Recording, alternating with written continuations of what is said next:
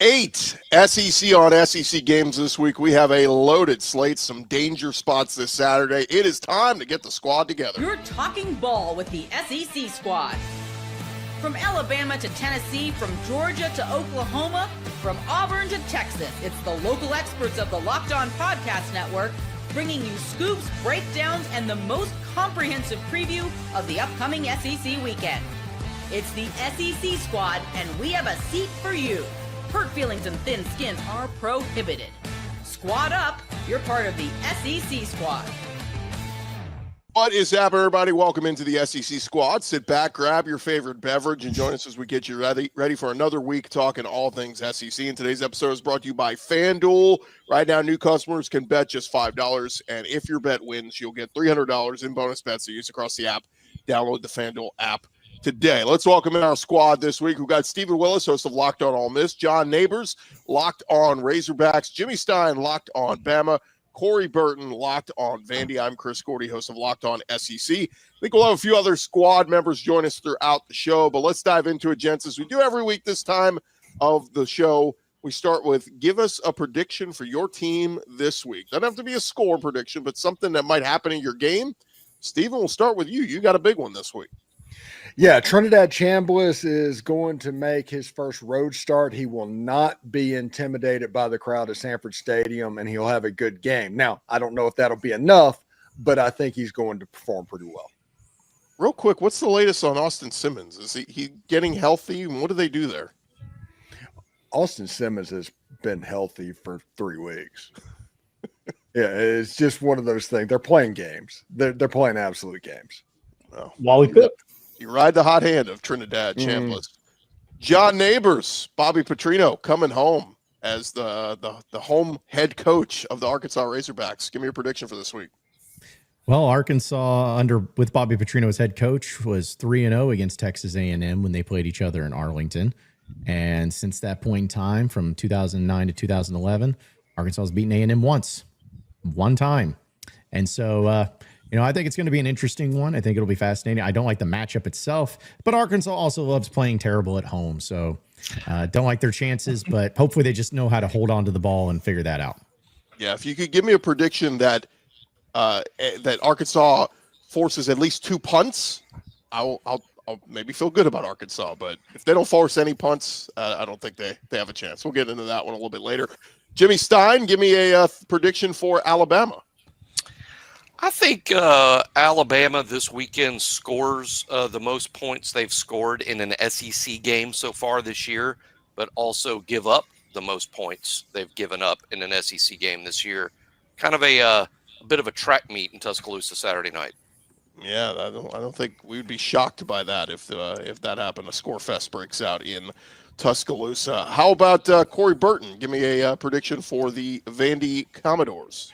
I think it's going to be a relatively low-scoring slugfest at the 11 a.m. kick on ABC. LSU's having trouble. They put up a ton of yards, but they're having trouble putting it across the goal line. And Vanderbilt's going to play ball control a little bit, and I think that method is going to favor the Commodores. Big game for both those teams. Jay Smith jumping in with us from Locked On Sooners. You guys have a big one coming up this weekend at South Carolina. Another one. Give me a prediction for Oklahoma. Yeah, we got another big one coming up this weekend. It feels like we're going to actually have 4 straight big ones, so let's just, keep it real there. But, no, I do think that the Sooners get back on track a la the Michigan game in this one. South Carolina's been struggling on the offensive side like a lot over the last few games, and so I think we could take advantage of it. So I kind of expect us to probably – I can see us offensively doing real good and having our defense really give South Carolina problems. Yeah, I feel the need to just point out that somebody pointed this out on Monday, and I've been echoing it all week long, that the teams that currently ranked 1, 2, and 3 in the polls, Miami, Ohio State, and Indiana, their remaining schedules currently include no ranked teams. How do you feel about that, Jay, knowing what Oklahoma's got the rest of the way? Look, we got and shockingly, because South Carolina's not even ranked now. They were going into this at the beginning of the season. This was actually a part of that gauntlet. But shoot, every game we play for the rest of the season is against a ranked team. It's just so disrespectful. So disrespectful. Yeah. So Welcome to the SEC, I guess, right? well, Exactly, right? The outsiders go, well, yeah, if you rank all the SEC teams, of course, when they play each other, it's ranked on ranked. They're ranked for a reason, dummies. They're not just we're not just putting them up there because we just want to prop up the SEC. And by the way, this was the case before ESPN and ABC had all the TV rights. People keep saying, "Oh, it's because they have the TV rights." No, this was the case before this. 20 years, yeah, at least. Let's jump into it, gents. Let's start because we got 8 games to take a look at. Let's start with the big one, 2:30 Central on ABC. Number 5 Ole Miss at number 9 Georgia. College game day will be there. Of course, Ole Miss won this game a year ago. Steven, what's the key to victory for Ole Miss? Stopping the Georgia run game. Georgia, ever since Vince Dooley, have been running back dominant. If you can make them one-dimensional and force Gunnar Stockton to beat you throwing the football, maybe he does it, but that's the path of easiest resistance, because if Georgia is able to run the ball and Bobo is able to get the play action pass going, this wide receiver group for the Georgia Bulldogs is much better than a year ago. It's going to be imperative that Ole Miss stops the running game. Anybody else got a feel on this one, Ole Miss at Georgia? Well, Georgia's defense has to figure things out a lot sooner than they did against Auburn, or Ole Miss is going to run them out of the building. I mean, it was the first half up until the punch out on the goal line was absolutely atrocious for Georgia's defense, and they can't do that, or Ole Miss is going to 50-piece them. Yeah, to me, the Washington State game was not a true indication of who Ole Miss actually is. That was the perfect example of an overlook. That was a perfect example of a trap game. I tried to tell, I mentioned that to some folks before. I was like, hey, man, Washington State's going to give Ole Miss problems only because Ole Miss has Georgia the next week. And that's exactly what it looked like. It just looked like they just was discombobulated for a game that they shouldn't have been. And rightfully so. Georgia is going to be a tough challenge, but Georgia isn't the Georgia of years past. You can see there's some cracks there. There's some spots you can take advantage. And I think Ole Miss, if they are willing to just air it out nonstop, just like in the Tennessee game, they have a good chance of being spoiler out there. If I flip it, oh, go ahead, Jimmy. I think Ole Miss through the first half of the season has looked like a better football team than Georgia for much of the first half of the season, but it's also very difficult to imagine or wrap my head around that Georgia could have 2 home losses already. Yeah, I was gonna say that the other, if I were to flip this, I would say Ole Miss, I think strength of schedule is somewhere like 86 or 68, something like that so far. Georgia's is top 10. This is the first true real test for Trinidad Chambliss outside of the confines of Oxford. Maybe the clock strikes midnight on Cinderella because Georgia held Auburn to 50 yards of offense in the second half. Maybe the Georgia defense goes, we found ourselves. This is who we are. And, maybe Trinidad looks more like the Ferris State quarterback. Look, maybe not. If Ole Miss wins this one, I think they're going 11-1. I mean, I think that's a lock. They're going to Atlanta if they win this one, in my opinion. I agree. Yeah, I think so too. But the thing about the Ole Miss side of things is, like, I just see how many one possession games that they've won this year, which is great because, I mean, you win, and that's what shows you how good of a team you are. It just makes me wonder, it's like at some point in time, is that going to be one case or the other? Does that show just how good this team is and how experienced they are and how much they are just built for this? Or is it more of, hey, you've been playing with fire a little bit and it's going to come back and get you at some point in time? To me, it's fascinating because, again, I don't think Georgia's, like has been said, as good as what they were previously. But I also feel like Ole Miss, you got to go all in on this one, because I agree. If you win this game and you're Ole Miss, you not only will be going to Atlanta, you better be going to Atlanta, because there'll be zero excuse for you not getting to Atlanta for the first time, not getting into the playoff. And Lane Kiffin, he'll never get it done. If they beat Georgia and they still don't get into the playoff, they'll never get it done under Lane Kiffin. Yeah, and the one-score games that everybody likes to point out, just like John just did, all of those games almost was ahead by 2 scores late in the fourth quarter, and it was like a touchdown that made it a one-score game. It wasn't like a year ago where it was a true one-score game. I do agree that if you keep playing with fire, eventually you're going to get burned. But they've looked increasingly good, except for that Washington State game, which – listen, the rumor is that Lane Kiffin was practicing for Georgia and the Ole Miss Rebels during the bye week. And he said we did it for 2 days, and I view it kind of like military technology, where what you hear is only about 20% of what is there. So if he admitted to 2 days, he probably did it closer to 5 or 6. Well, just tell them do not say get your popcorn ready, because that thing could get really ugly really fast. That was one of my keys. Whenever I gave the keys this weekend, is like, Lane Kiffin, stop it. Just coach the game like you did against the Georgia Bulldogs a year ago. Take the points. Be extremely boring. Don't go crazy. There's several things that could get Ole Miss in trouble in this game. One is Trinidad Chambliss playing, and he kind of like the crowd gets to him, because this will be the biggest crowd that he's ever played in front of. So if that happens, that's a problem. An early turnover, short fields, Georgia. There's several different ways for Georgia to win this game, because, other than Alabama, they don't lose in Athens, basically. It goes back to the South Carolina game in 2019. John, Go ahead. We'll see how it goes. I feel, let's just say, cautiously optimistic about this game. Real quick, raise your hand if you think Ole Miss gets it done in Athens. Okay, only Steven. All the rest of us are going to stick with Georgia at home. All right. I like others, can't fathom Georgia losing at home twice. It just doesn't sound right. Until I see it happen, it's hard to believe it happened. It's one of those things. Yeah. Nothing against even Ole Miss. It's just I need to witness it in real life, and then I can say, oh, okay, well, it is possible. Schumann and Bobo better get going in the first half. That's all I got to say. Somebody said SEC teams, only one SEC team loses at home each week by average. Texas plays in Kentucky. So there we go. There's the average. Yeah, fair point. Yep. Coming up next, guys, we will touch on two of the other big games happening this weekend, starting with LSU at Vandy. More squad show coming your way next.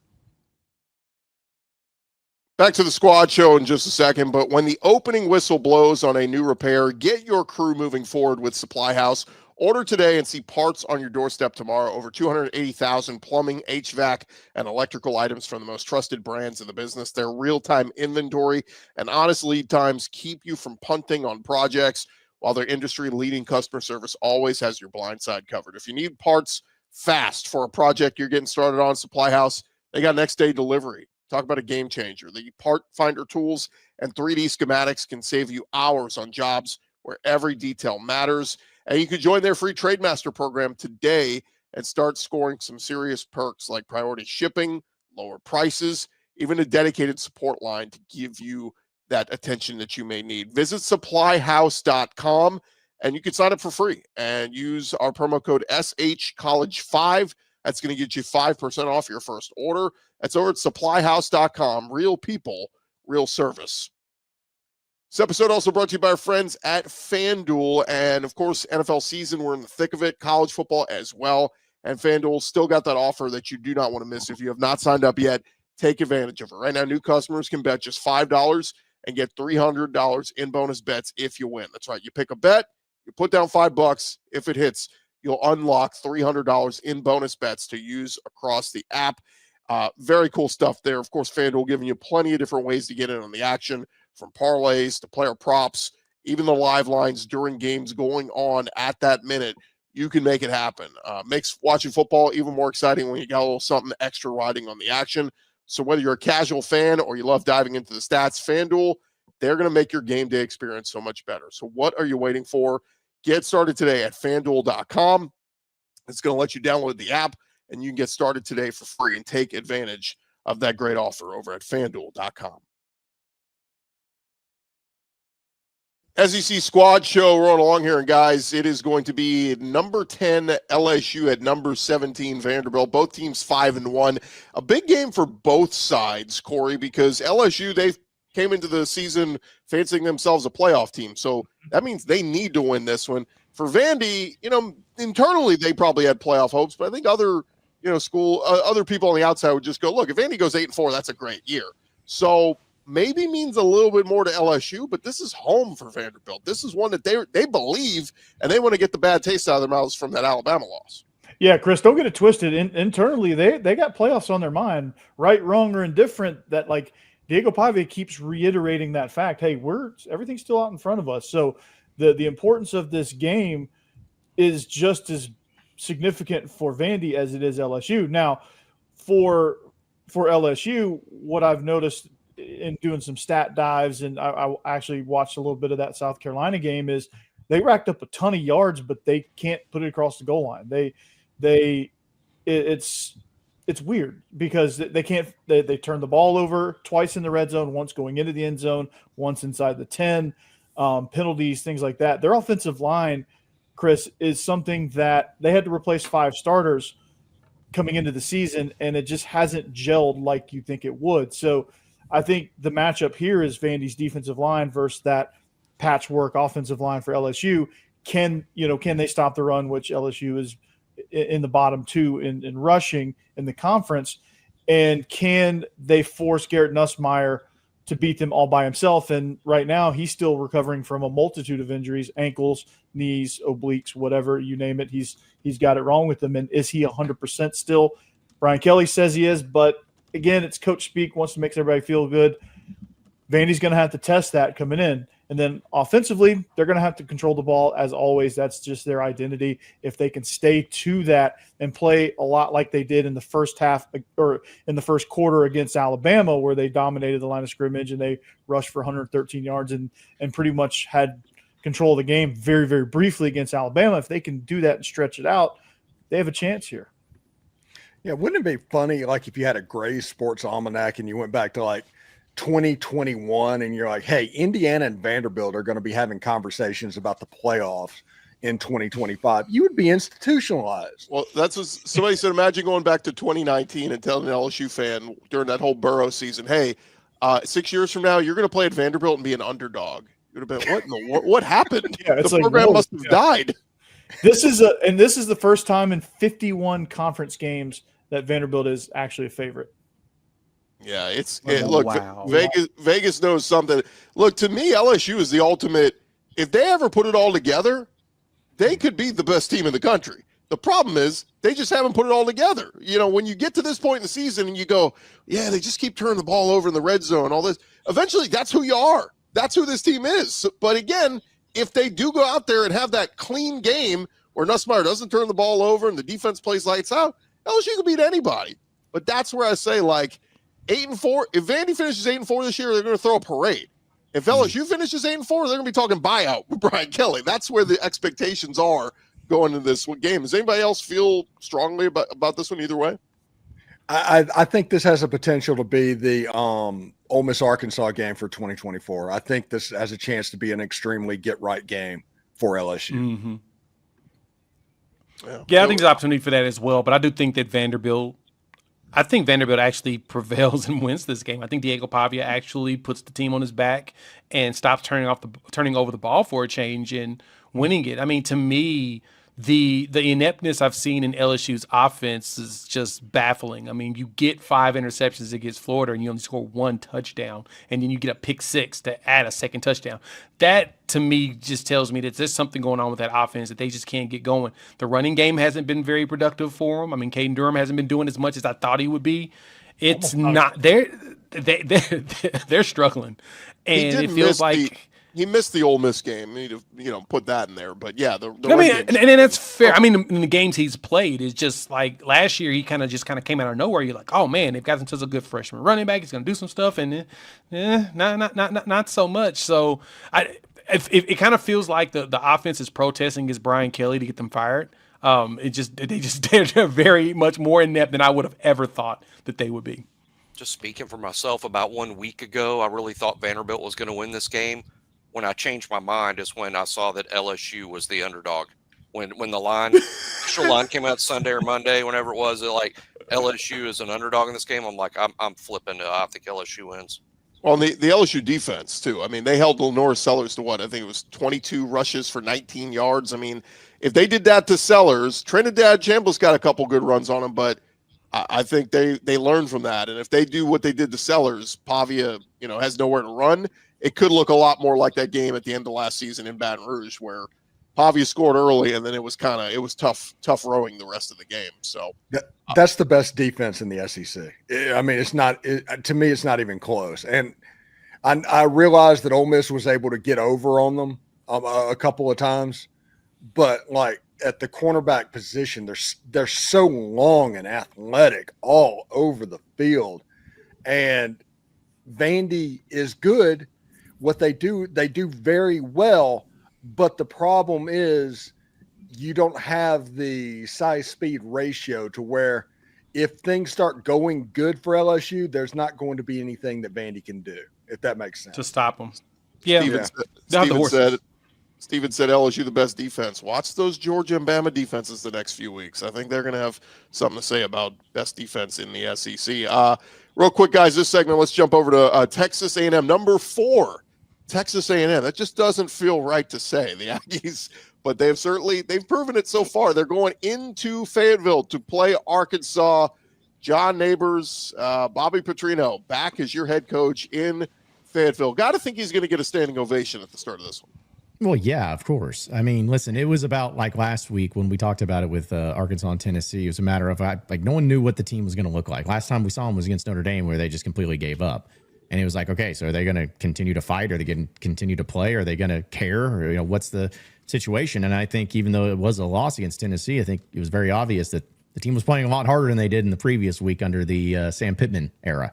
And so I think people are hopeful for that and hopeful that they can build upon that. A&M's really good. Again, I don't like the matchup of it. I know the Moss situation there with A&M is pretty fascinating because last time they had to go without him for a while, it didn't go well for their offense. But this is the first time also Arkansas has played A&M in Fayetteville since 2013 and Johnny Manziel. So there'll be a lot going on there. It's Darren McFadden. They're honoring him. They're getting him his jersey and everything up in the rafters, which will be great. Looks like there's going to be a tornado that's going to hit. So it's going to be awesome. It's going to be a classic Razorback event, sounds like.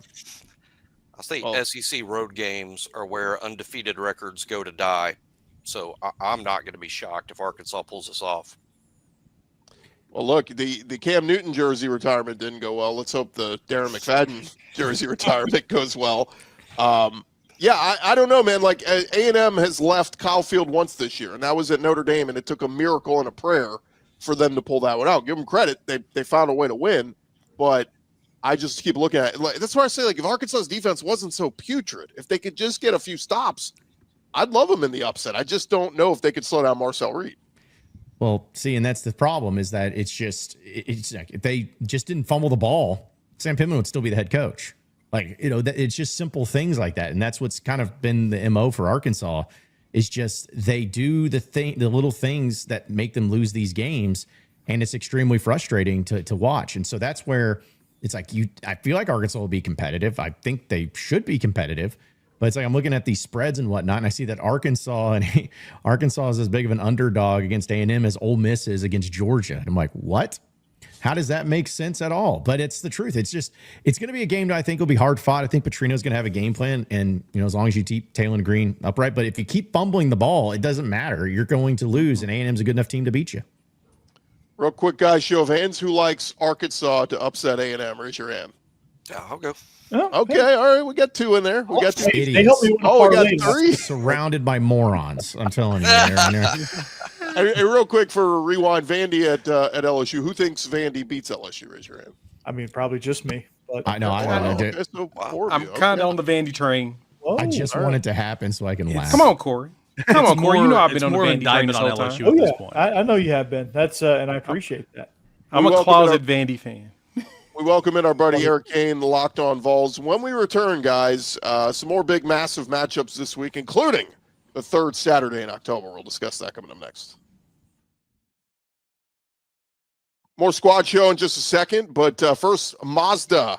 Mazda crafts cars for those who do more than simply move. Mazda delivers confidence with every ride, with more IIHS Top Safety Pick awards than anyone else. From footwork to breathwork, athletes, they sweat all the details. Mazda, they bring that same intention to how they craft every model. And you can feel the Japanese craftsmanship in every detail, from the metallic accents to the available Nappa leather upholstery. You can make everyday drives feel like anything but. From smooth handling to intuitive controls, and with the all-wheel drive standard in every crossover SUV, you can drive with confidence throughout almost any season. Like our players, we sweat every detail, because when you make every move count, impossible becomes irrelevant. Mazda, move and be moved. If you're looking for a new vehicle, recommend our friends at Mazda. Check them out today. Mazda, move and be moved. All right, guys, 6:30 Central on ABC. It is number 11 Tennessee at number 6 Alabama. Tennessee has won 2 of the last 3. It just feels weird saying that because they lost, like 16 in a row. But 15, get it right, 15. Whatever it was. Eric, Jimmy, help us out here. What are you feeling on this one? You go ahead, Eric. I mean, John can attest. Arkansas just played Tennessee. It's an explosive offense. It's a fun offense to watch. Got a really good quarterback. Defensively, man, you can sack the quarterback for days. You can take the football away, but anything else, just garbage right now, to be honest with you. I mean, Tennessee run fits are awful. They can't defend the pass. It's the definition right now of boom or bust because, again, you are leading the nation in sacks, and you are top 10 in TFLs, and you're number 2 in defensive touchdowns. And you're like top 10, I want to say, in takeaways. Yet you can't defend the pass and you can't defend the run right now. They're getting healthier, but man, it's so frustrating. So I mean, I thought the Tennessee-Arkansas game went about like I thought it was going to be. I thought Tennessee would pull away in the end. It had a 17-point lead in the second half, and should have known Tennessee was going to let it come back and is going to 3-point deficit. So I say all that to say I think Tennessee will go on the road. It's a place Tennessee has not won since 2003. I think Tennessee's going to score a lot of points, just because I don't think that. The offense is going to slow down. I think Tennessee will be opportunistic defensively. I think Tennessee will sack Ty Simpson a little bit, but Ty Simpson is playing really, really well, and that passing game's humming. I think there's a lot of opportunity here. Tennessee could certainly win this game. I don't trust the defense. I just don't. I think it's going to do a lot of good things, but it's going to do a lot of bad things. And if you can't trust the defense like that on the road, it's going to be hard to pull off an upset, in my opinion. Yeah, that's the thing about Tennessee's defense is obviously they do give up a lot of points, and it's easy to imagine Ty Simpson having a big game here. But Tennessee also gets after the quarterback, and Alabama's had issues protecting Ty Simpson at times, even against Missouri last week, giving up 4 sacks. If Tennessee is able to consistently affect Ty Simpson, then maybe Alabama doesn't have the big scoring night that many think. But I tend to agree with Eric. I think there's going to be a lot of points in this game. I think it'll be a bit of a track meet, not like Georgia, Tennessee. I think Tennessee's going to be able to affect Ty, and that's going to affect Alabama's point production. Also think Alabama's just a little bit better on defense, and maybe even Georgia is right now. I think there'll be a lot of points, but not like Georgia. It won't be 44-41, but maybe both teams in the 30s isn't going to surprise me at all. Something concerning about Tennessee's defense again. They do such a great job because of the sacks and early downs. They do such a great job of getting offenses in 3rd and long. Against Power 4 opponents, I looked up the stat the other day. Against Power 4 opponents on 3rd and 4th down, Tennessee is giving up 37% of those chances. They're better in 3rd and short, man. It's incredible right now. So get off the field. And Ty Simpson's playing is arguably better than anybody right now in terms of the quarterback position. So it's going to be interesting. I do have a question for you, Jimmy. I haven't watched every single Alabama game. Obviously, watched them play Vanderbilt. Watched a little bit of the game last week against Missouri. A lot of scrimmage is a bit puzzling. You mentioned the offensive line. They've given up 13 sacks. Only 9 sacks defensively as well. I think Tennessee might have the advantage on paper, at least in the line of scrimmage. But that was a little perplexing to see only 9 sacks defensively for that defense. Yeah, rushing the quarterback has been an issue. The secondary is very good. However, that's how Alabama makes up for maybe the lack of a pass rush. The secondary is outstanding, but you can't expect that they're going to cover. Tennessee's top 3 receivers are really as good as anybody's in the league. They're not going to be able to cover those guys, forever back there. So you are going to have to get to the quarterback. Alabama's lost 2 or 3 guys from their front 7. For season-ending injuries. I think that's affected the pass rush to some degree. But no doubt, Eric, it is an issue in terms of protecting the quarterback and rushing the passer. Alabama doesn't excel at either. They just make up for it in other areas. Real quick, guys, because we got a few more games we want to touch on. Raise your hand if you're going to go with Bama at home. We got 1, 2. Oh, no. Oh, no, I'm going to. Sorry. Everybody's going Bama? Whoa. Oh, Jimmy. Kiss of death. You know what happens? Mine's always asked me later in the week. I might change my mind, but I mean, again, right now, Tennessee can certainly win this game. I do not trust the defense, and mean, it's hard to argue that right now. It feels like Bama too, having to get up every week for these ranked teams that eventually one of them they're going to fall flat. Not many SEC teams have ever beaten 4 ranked SEC opponents in a row without a bye week somewhere in there. Yeah. It would be an historic win for Alabama in that sense. Well, they're going to go and get it. Give DeBoer credit too, the balls to go for it on the 4th downs, and I mean he's pulling all the right Black hoodie, baby. right now. Yeah, it's working. Jay Smith, number 14, Oklahoma is at South Carolina. Give us a quick thought on that one. Oklahoma was embarrassing on the offensive side of the ball. He looked like the 2024 team. I mentioned that on the reaction show. John Mateer, he said that it was all on him. His eyes were in the wrong spots, and I think that he has an opportunity to bounce back, and I think he will. This will be his first true road test, even though the Texas game is a neutral site. It's really weird with the 50-50 split as far as the fans, but it's also very awesome. William Bryce ain't no punk. The good thing is at 11:45 in the morning. So I think that that's kind of like a beneficial thing for us is we're not playing there at night. If we were playing at night, I'd be extremely concerned. But South Carolina has struggled like a lot more than I even thought they would. Like I thought they'd be good. I had questions about their wide receiver room. I had questions about who was going to be the running back. And then when Faison got approved to play, I was like, all right, I think they may figure it out. He ain't figured it out either. It's been bad. They fired their offensive line coach this week before the game. Whoo, buddy.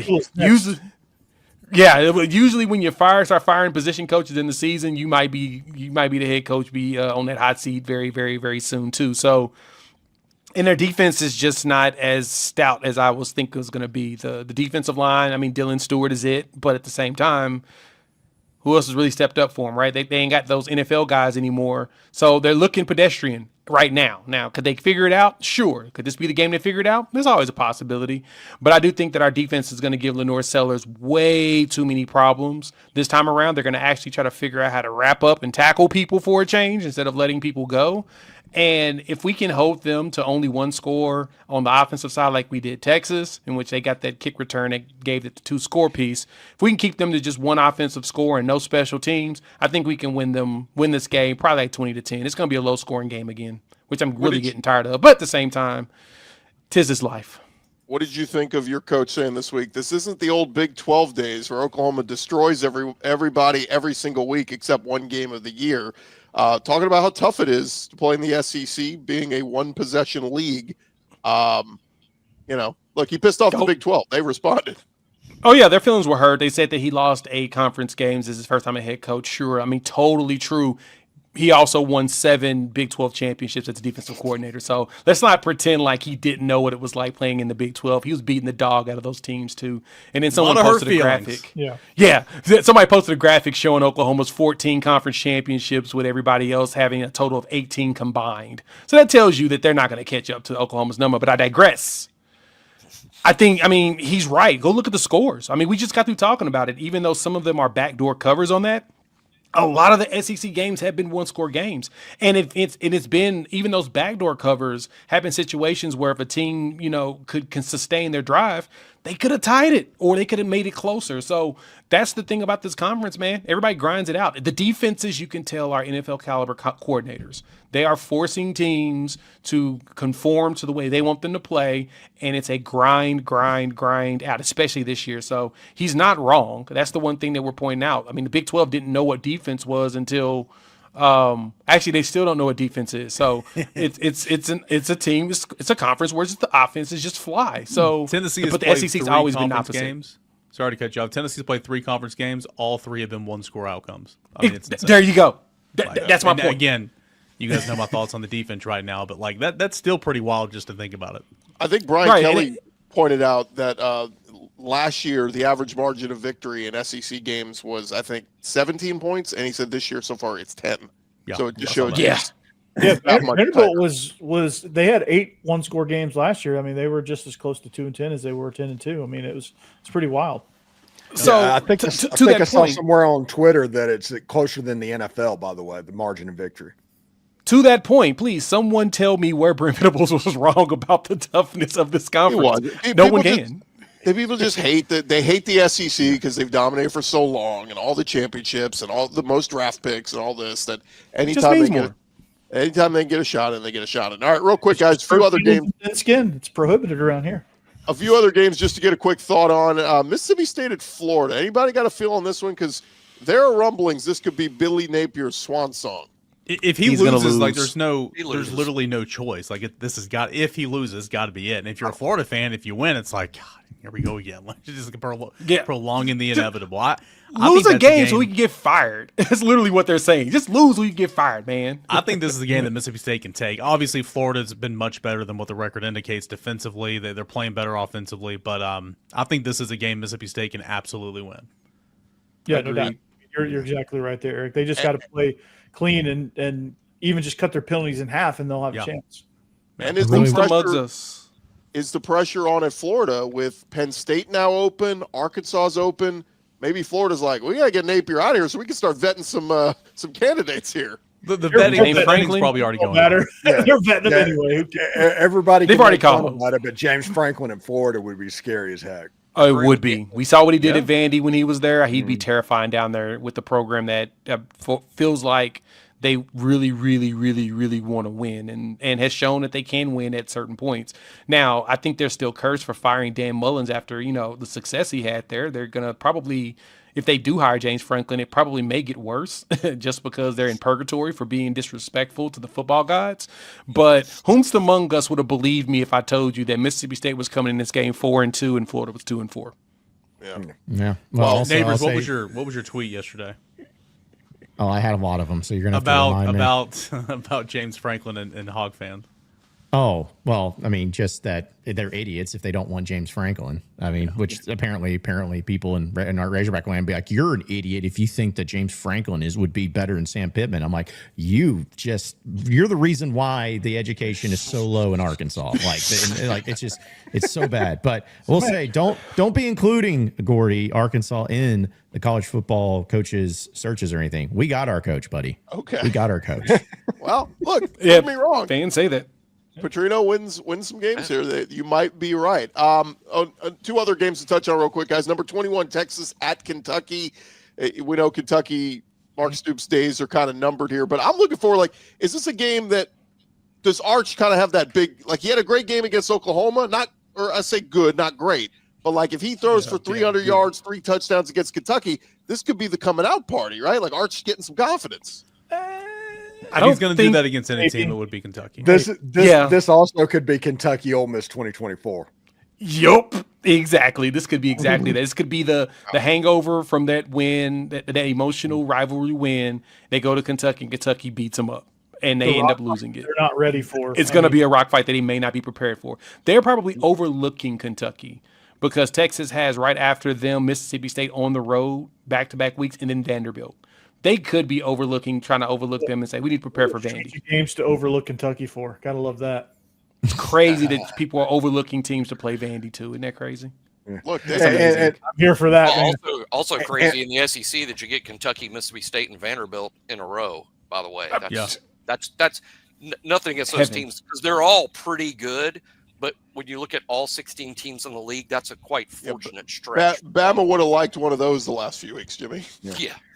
And it's not like what Oklahoma's about to face starting. I was about to say starting now, starting a couple of weeks ago, and then for the rest of the way. Right.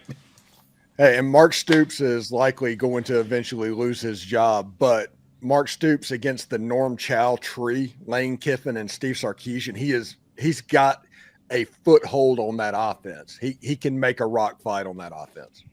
Norm Chow. Look, for one more week, though, Texas is alive in the playoff hunt. They can do this. They just have to run the table. No one wants that. Oh my gosh. One more, guys. Save the biggest Hindenburg for last. Number 16, Mizzou is going to the Plains of Auburn, where that thing's getting uglier and uglier by the week. Damari Alston leaves the team this week, a team captain. Anybody think Auburn got any chance in this one? It's like the meme where everything is burning around Hugh Freeze, and he's like, "Hey, this is fine.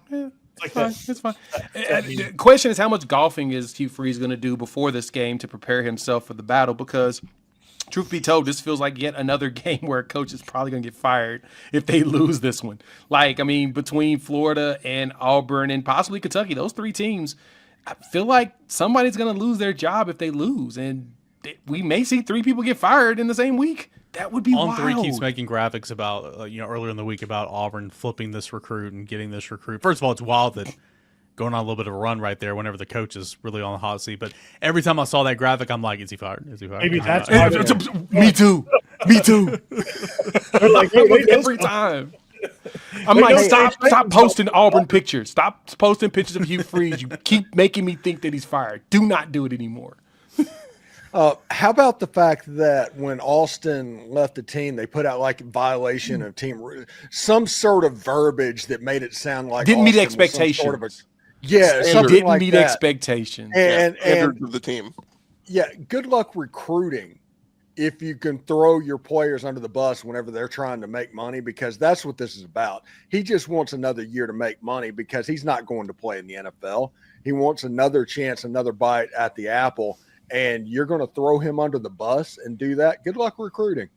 Seriously, if you somehow beat Missouri, good luck recruiting. Now, on that, Missouri's only like a 1 to 1.5 point favorite in this game. That feels really low for a team that's been struggling like Auburn has on the offensive side of the ball. Is Vegas really Jordan Hare is a tough place to play still, and it's a night game. Yeah, I mean, it's at So, and 4:45, so and- it's gonna be dark. And also, let's be honest about this. Like, first off, like Auburn's going to win this game, and second off, like this is the first game away from the rock place that this Missouri team plays at, like for the season. So, like, True. So it's like they're going to get in a different atmosphere. It's going to be on the road, and honestly, the main reason I think that Auburn wins this game, it's not like because I think Auburn's great or anything. I just feel like with Missouri, that Bama game, that was it, man. That was their time. That was their time to finally put themselves in the driver's seat. I think they went all out, and I think they're going to have an emotional letdown afterwards, especially going on the road. Guys, this is a new weekly segment. Neighbors calls his shot, and he's hit a couple of these. So save this clip. We may have to put a sponsor on this or something. Neighbors. I'm about to put money on them right now. I'm in Vegas this week for work, so I'm going to go ahead and put a whole bunch of money on Auburn, apparently. On Auburn, yeah. I'm gonna send you half the proceeds, John. Yeah, if my team can't win, at least your teams can. Whenever I pick them. I will say this: Jackson Arnold is kind of like going towards the Steve Sachs territory, the Chuck Knobloch. He is developing the yips something fierce. He can't even complete a slant pass. So I don't have his stats in front of me. I saw a tweet, so who knows if it's true or not. But it said something like he's got the lowest passer rating in the SEC, but he hasn't thrown a pick. Yep, right. That is 100% correct. And like I know they're not throwing it a lot with him, but that is still not throwing the ball enough. Right. It's an incredible ground is stat. intercepting the ball is what's happening. Yeah, well, they don't throw it down the field because he can't. And every time they try to throw it down the field, he gets sacked. They've got a great wide receiver core, but it's just kind of going to waste. Yeah, future. He is 16th in the conference in passer rating at 124.29. He is dead last. 0 picks, 5 touchdowns, and he has thrown 165 passes. I don't think Jay is shocked at any of this. Corey. Oh no, I'm not. We tried to tell them that. We tried to for some reason. No, and the bad part is you can tell that Hugh Freeze has basically told him, do not throw an interception at all, period. And so he is clamming up from it. Like on our side, I know that the coaches was like, dude, if you throw a pick, that's fine. The defense will help you. Just throw the freaking ball. It's the opposite there, and he's still just like this. No, it's bad. He hasn't thrown for 1,000 yards yet, and he's played in 6 games. That's so bad. Cam Coleman and Eric Singleton outside. Yeah, that's the old mantra. If you don't throw it into trouble, you can never turn the ball over. So you'll also never score a passing touchdown. There's that part too. That too. Jimmy, it's future Lane Kiffin wide receiver Cam Coleman.